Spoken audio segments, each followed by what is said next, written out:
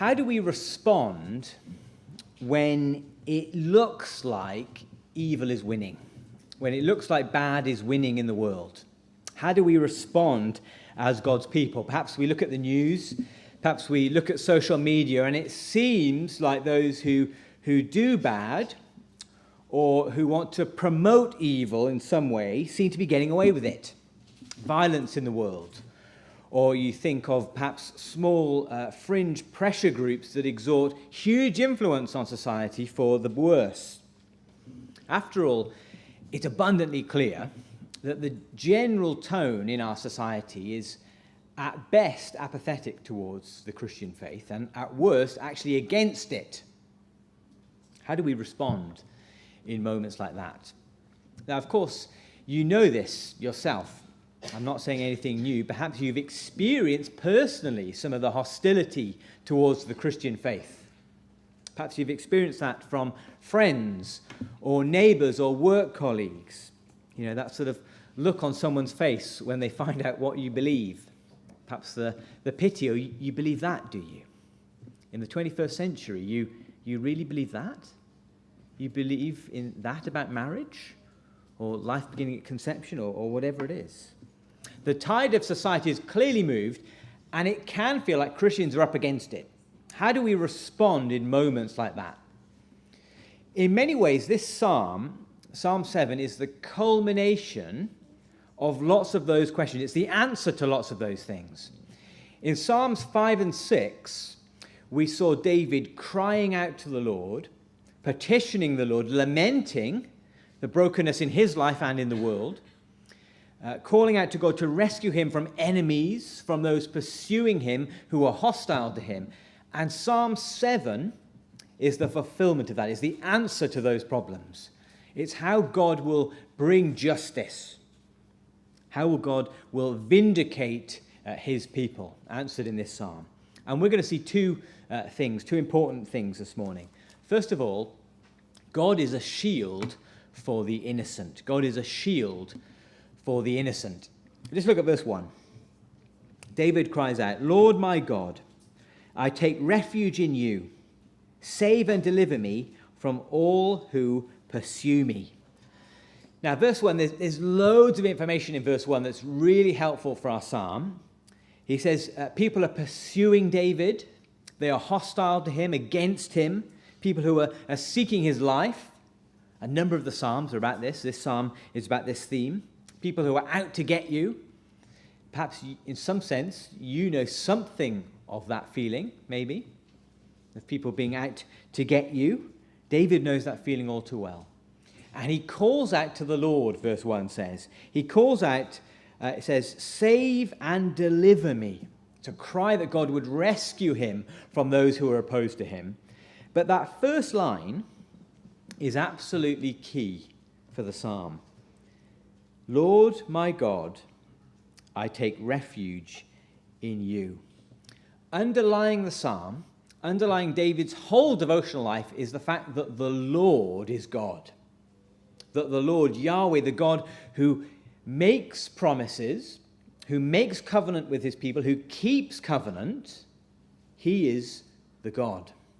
The God who rules the universe is the God who keeps his promises, who is faithful to his people, the sovereign one, and the one who reveals himself to individuals, who makes himself known to specific people, who enters into a relationship with Abraham, Isaac, and Jacob, who, whilst he's governing human history, is also bringing about a people for himself, knowing them individually.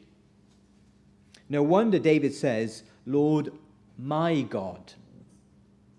The sovereign God of the universe is our God. What a thought that is this morning.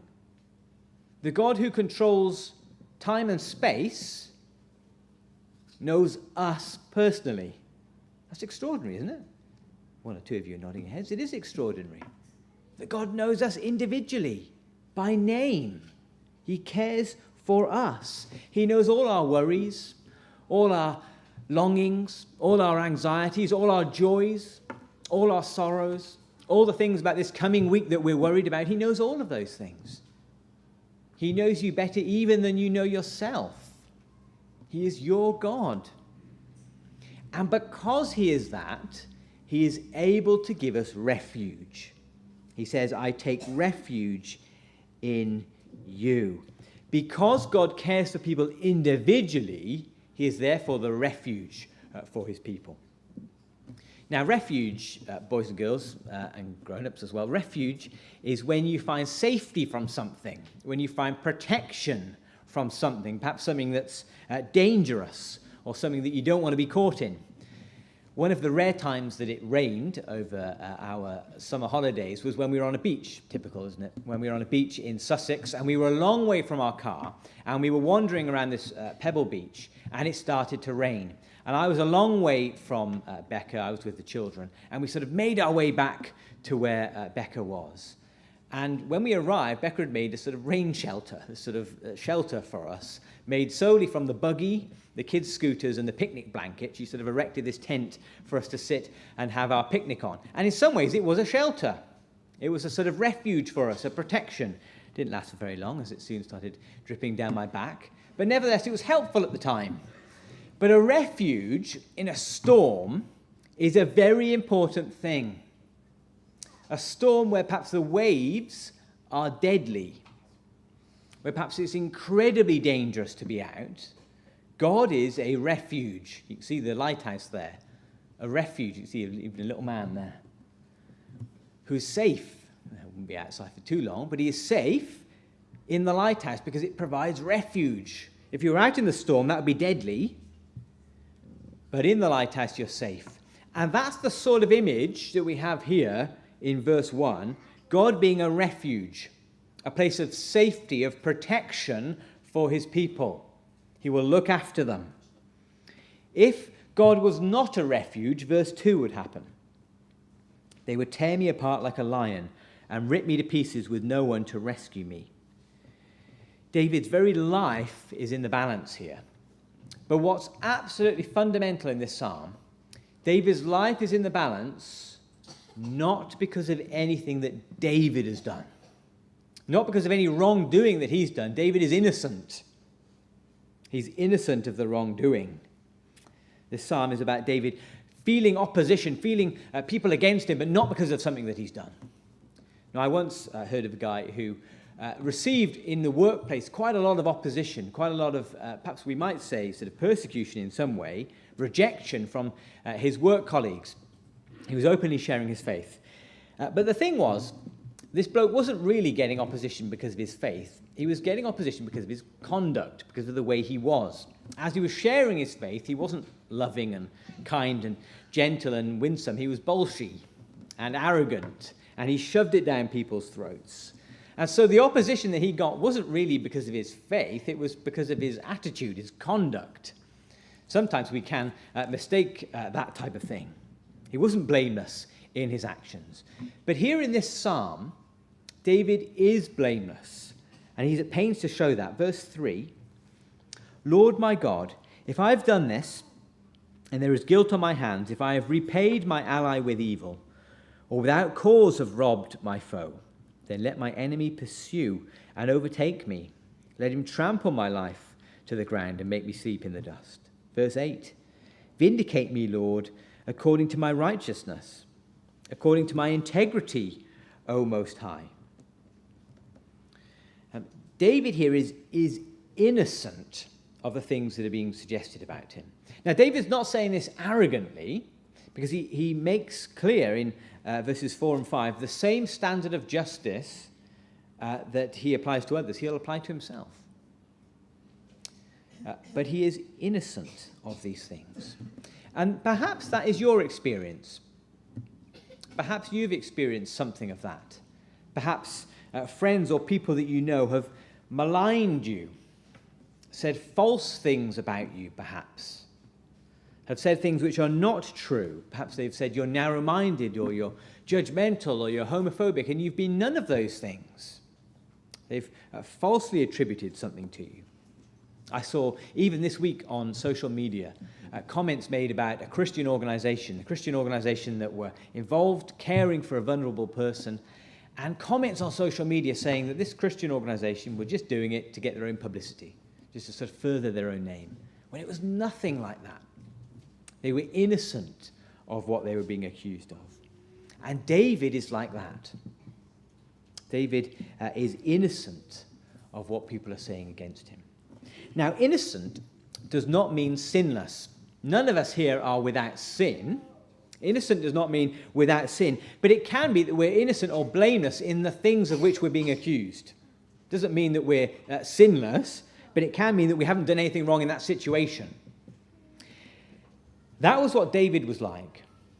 And God comes to be with people like that, to help people like that. Look at verse 9. He says, "Bring an end to the violence of the wicked, make the righteous secure, you, the righteous God who probes minds and hearts." Verse 10, "My shield is God Most High, who saves the upright in heart." God is a refuge for his people. And because of that, he makes them secure, and he acts like a shield towards his people. Now, children, perhaps you have been learning about in school, perhaps you've learned about the Vikings, or perhaps you've learned about the battle in 1066, the Battle of Hastings. In fact, we were there.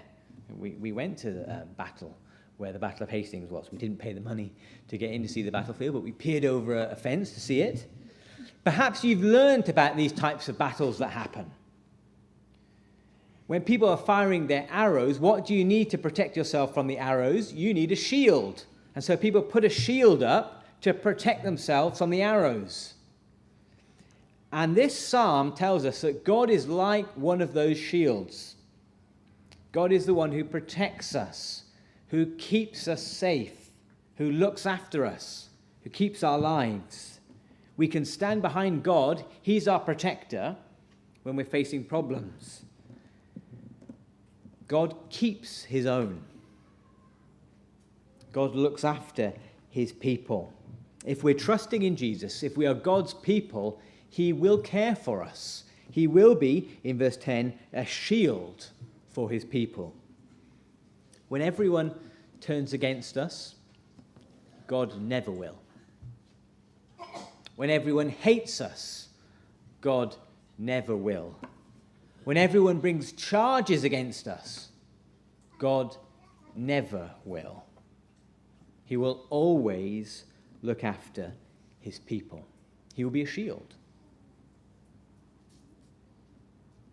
Now, we all know, of course, that it doesn't always feel like that.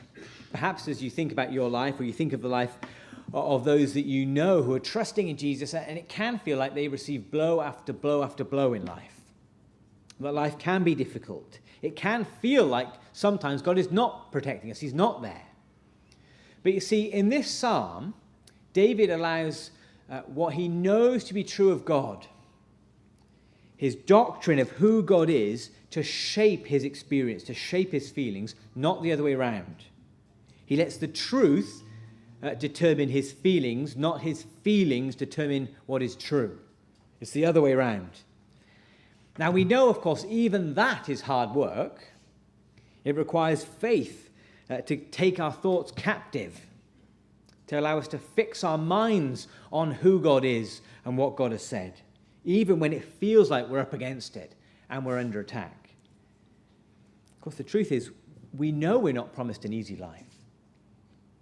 But God does promise to be a shield, even when it seems like he's not there.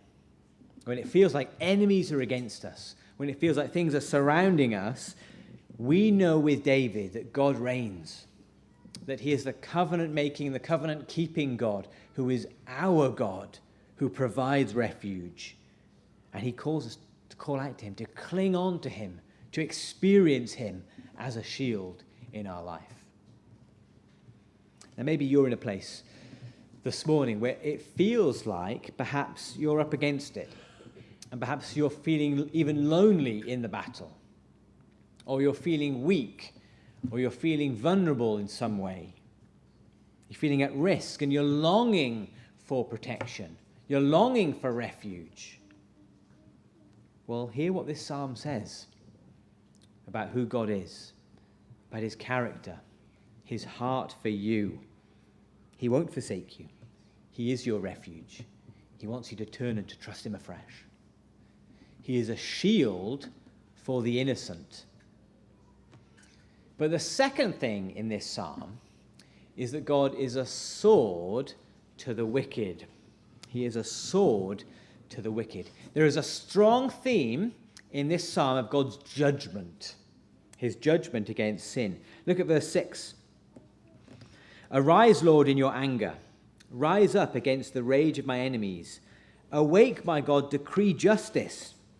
Then verse 7 goes on and says that God is the God of the whole world who judges the world. He says, let the assembled peoples gather around you while you sit enthroned over them on high. God is sat enthroned above the world as the judge, the creator who judges all. Verse 9 says that God probes hearts and minds. He knows all things, David says. Nothing is secret from God. Even the things supposedly done in the dark, in the secret, will be brought to light. God knows all things. The end from the beginning. He knows all possible worlds, all possible hypothetical situations that could have existed. Nothing can be hidden from him. And he will put an end to all injustice, verse 9 says. Instead of being a shield to protect, for the wicked, God will be a sword to pierce. Verse 12. If he does not relent, he will sharpen his sword. He will bend and string his bow. He has prepared his deadly weapons. He makes ready his flaming arrows. It's a striking image, isn't it? The holy God bringing human beings to account, knowing their thoughts and judging them, being like a sword. Individuals matter. Things done by and to people matter. God will bring a sword. So let me ask you a question. Does God's anger bring comfort to you? You might think that's a very strange question to ask. God's anger at sin that's being described here, does that bring a comfort to us? I suspect if our immediate answer is no, it's not a comfort, it's perhaps because we've never actually suffered a great injustice. That perhaps for those, our brothers and sisters around the world who are being persecuted for their faith, who experience day on day great injustice, God's justice and judgment against sin is probably a great comfort to them.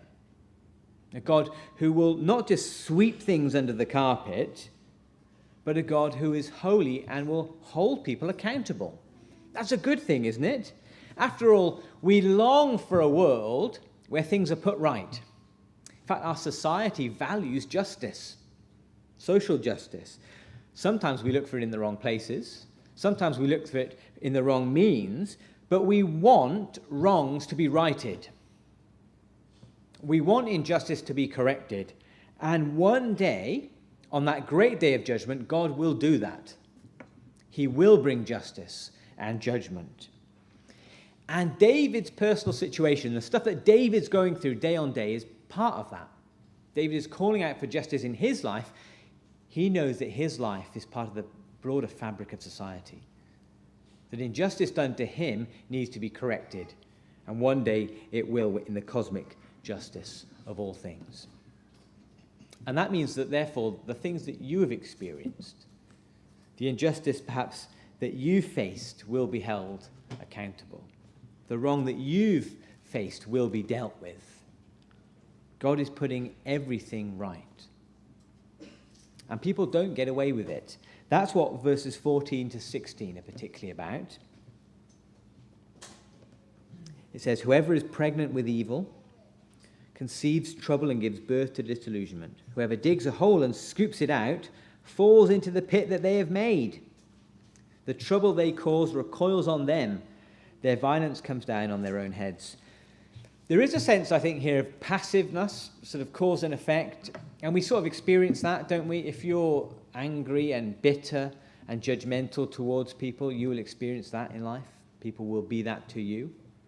We know that. But it's not just passive. There is an active sense here. God is actively opposed, actively going to bring judgment upon sin. God is not standing on the sidelines sweeping it under the carpet somehow. He is opposed to all that is wrong. Those who've been harmed will receive justice. He is opposed to evil, and we can take comfort in that. Now, you know, when you meet somebody for the first time, one of the first things that we as sort of British people like to ask is what their job is. And we know that we don't want to reduce people to just their jobs, but it's just really easy. We sort of say, where are you from? And almost instinctively, the next question is, and so what do you do? And even when you don't want to ask that, you end up asking that. And when they used to say one of the worst things that you could admit to doing was being a banker. Now, I know some of you work for Nationwide and other banks. I'm sorry about that. Perhaps that's not the case at the moment. In our economic crisis, probably one of the worst things you could admit to being, perhaps, is working for an energy company. You know, you're the CEO, you're on the board of some big, well-known energy company. That would be perhaps an embarrassing thing to admit at the moment. Imagine being in a conversation, you meet somebody, and they're on the board at Shell or BP or something. We know, when you look at your statement coming through, you look at your energy bill, and then you see perhaps on the news profits being made from these energy companies, and it doesn't feel right. I'm not making any sort of comment here, but we sort of know things don't feel good. It feels like something is wrong. But just think for a minute. If we got rid of all the corrupt organizations, all the corrupt companies, all the corrupt CEOs, we got rid of all that in society, they were all gone, would the world be free from injustice? No. Or if we removed all, perhaps, the corrupt leaders, all the corrupt politicians in the world, would the world be free from injustice? No. If we got rid of all the armies, all the gangs, all the street robbers, would the world be free from injustice? No. Wrongdoing is not just done by people out there, is it? It's done by all of us. The Russian novelist Alexander Solzhenitsyn said this once. He received great opposition and persecution from the USSR state, and he said this: if only there were evil people somewhere insidiously committing evil deeds, and it were necessary only to separate them from the rest of us and destroy them. But the line dividing good and evil cuts through the heart of every human being, and who is willing to destroy a piece of his own heart? It's very easy to think that all the bad stuff in the world is sort of out there, but actually the reality is we know it's often in our own hearts. We do good, but we also do bad. We'd like to separate people out between good and bad, but it's much more nuanced and complicated than that. And so the issue for us in this psalm, which category are we in? Are we in the innocent category, or are we in the wicked category? We'd like to think of ourselves in the innocent category, obviously, but God's verdict on human beings, it's not that simple. It's not like that. You know, perhaps you felt a bit awkward as we've read this psalm, this language of God being a sword for the wicked, because you know in your own heart you do stuff that you're ashamed of, that you know is not right. You know this to be true. You see, in reality, there is only one innocent person. One person who truly fits into the category of innocent. Not David, but David's greatest son who came 1,000 years after David, Jesus. He was the only truly innocent one. A man who came into this world, sent by God, who lived perfectly in obedience to God's commands, who was always innocent and blameless. And as the innocent one, he came to experience the sword, to experience upon himself the anger of God's justice. Remember here the language of the sword, God's anger against sin. Well, the innocent one, Jesus, took that upon himself. Jesus experienced the sword of God's anger so that we could experience the shield of God's refuge. Jesus, the innocent one, takes the judgment of the wicked so that we, the wicked ones, can be treated as the innocent one. And it means this morning you can be in the category of innocent. Not because you've lived a perfect life, not because you're intrinsically innocent, but because the innocence of Jesus, the goodness of Jesus, his righteousness can be credited to you. You can experience the reality of having God as your shield, as your refuge, if you have Jesus. If you have the true innocent one who has experienced the sword of judgment. On that final day, that great day of judgment, we will not experience the sword, but we will experience the shield, the protection of being God's people. And when we know that, when we experience that, our response will be verse 17. As we close, the same response of David. I will give thanks to the Lord because of his righteousness. I will sing the praises of the name of the Lord Most High. Well, let's do that. Let's stand. Let's sing the praises of the Lord Most High.